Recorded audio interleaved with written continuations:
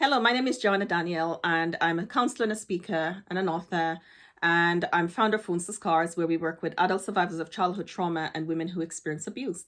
So today is Mother's Day, and I'm here to talk about some of the ways that childhood trauma, some of the one type of childhood trauma that is connected to mother. And I know that not everybody celebrates Mother's Day, can celebrate Mother's Day because of the pain of that sense of loss. And so I want to come and give you some tools that you can use to talk to work with to help you through today.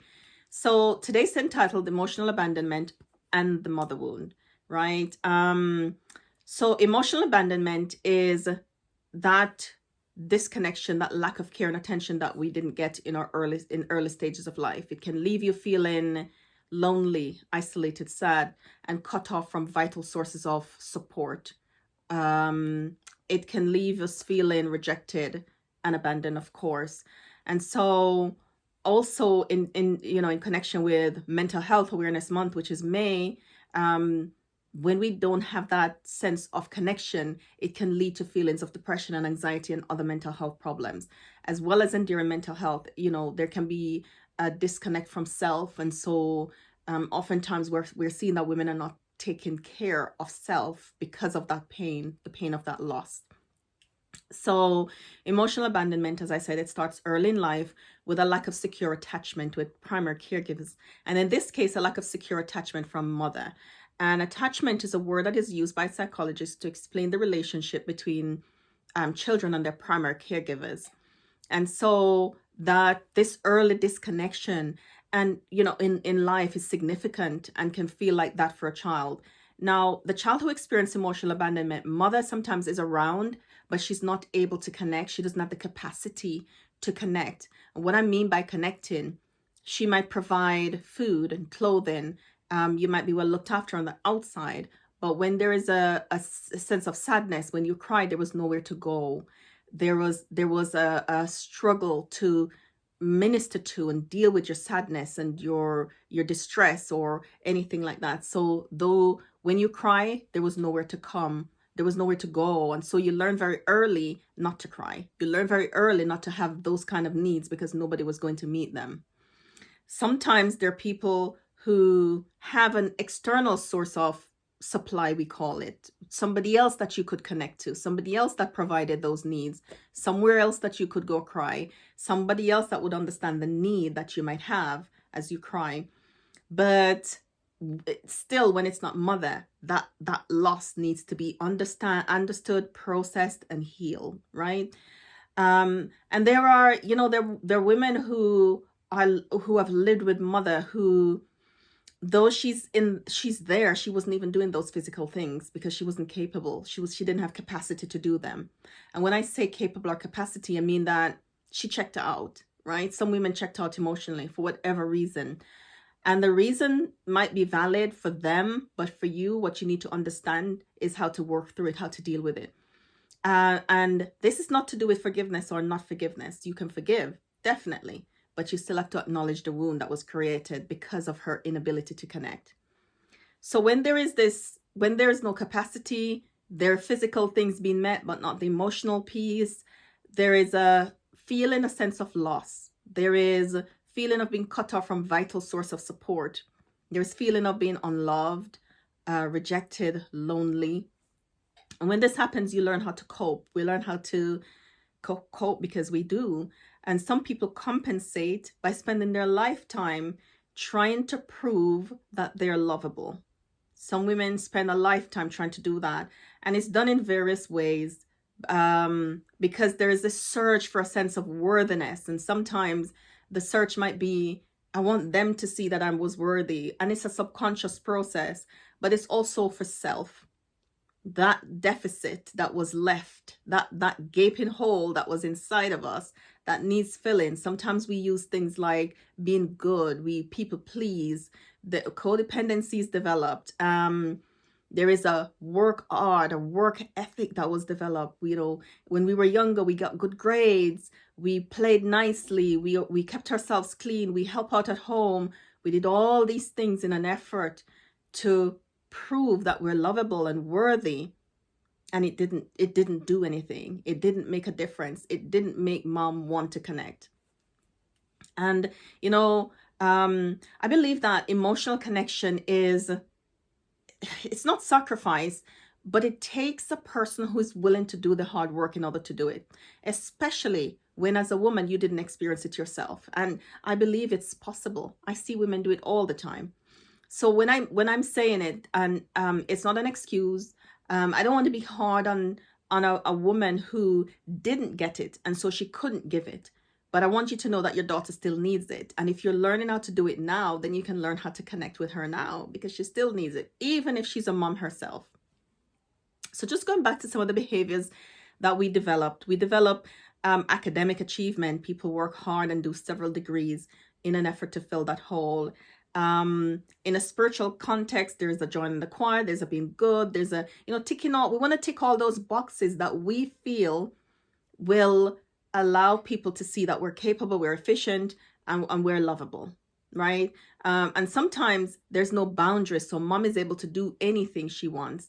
And there's a sense of guilt that a lot of people might experience on this Mother's Day around creating distance through emotional distance, through physical distance. So you might be experiencing some guilt around that because of, well, she's my mother. And sometimes in Christian settings, we hear this a lot. Well, just forgive her. She's your mother. She's the only one you have. But when you've never been mothered, it's very difficult. What people are telling you to do because of their own experience is very difficult for you to do, because there's no relationship to build that on. And that's necessary. Some of the other ways that it shows up is you might struggle with friendships, and, you might end up with relationships where people can't love you due to the pattern that you've experienced before. What's the answer? What do you do? How do you manage to come through this in a way that's not going to mean that this is the relationship that you're going to keep? This is the cycle of relationship that you're going to repeat over and over. I believe healing is possible. I wouldn't do what I do if I didn't. I think you can heal. I believe that you can move through this. This wound can be healed. And healing doesn't mean mother is changed. Healing means that you heal, that those wounds are healed, and you learn how to open yourself up and make yourself available for emotional connection from others, because there are other people who are capable of meeting that need. So the first thing I'd like you to do is to start telling yourself the truth. What's the truth in this situation? The truth is, mother wasn't able to love or connect. Doesn't mean that you are unlovable. That's true. You are not unlovable. It's not your fault that she wasn't able to connect, right? Those are her issues that she had that was unresolved. It's not your fault. I really want you to tell yourself that. Write it if you have to. Put it up in your house, in spaces where you can see it, and you can see it regularly. Repeat it often to yourself. It's not my fault. It's not my fault. Okay, so really important that you tell yourself the truth.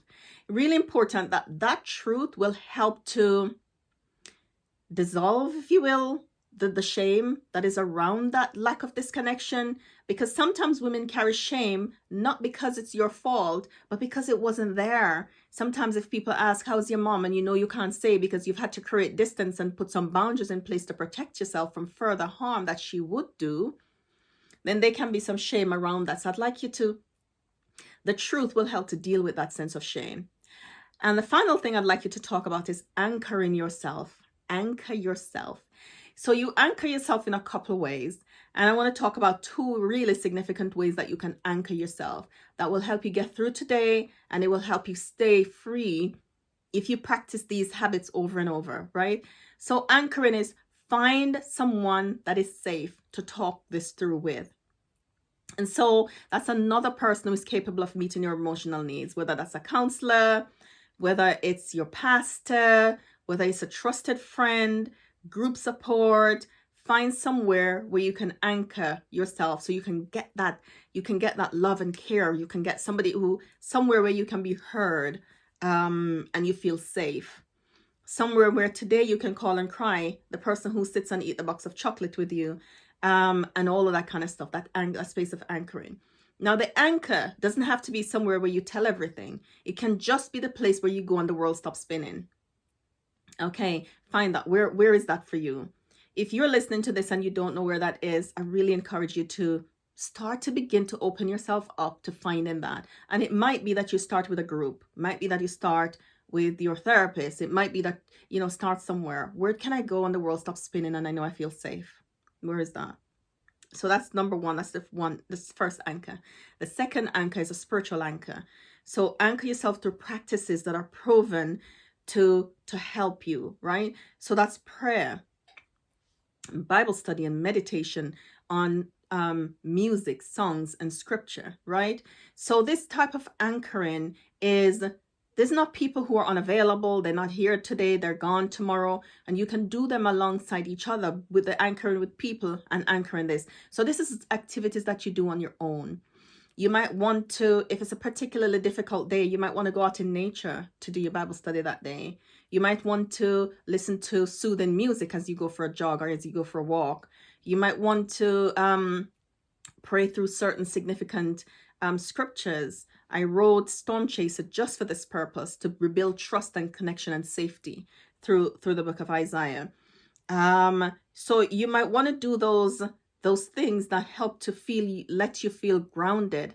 That's a place that you're going to create for yourself.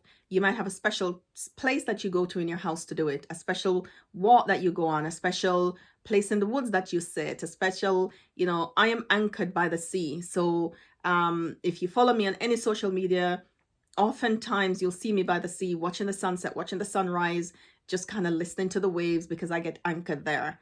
Find your place where you get anchored and use that a lot. When the world is spinning, when the pain of loss feels sharp and you want somewhere to feel safe and soothing, find those places to anchor you, right? All right, then. I hope you have yourselves a wonderful day. Find something today that's going to nourish and nurture you, and take care.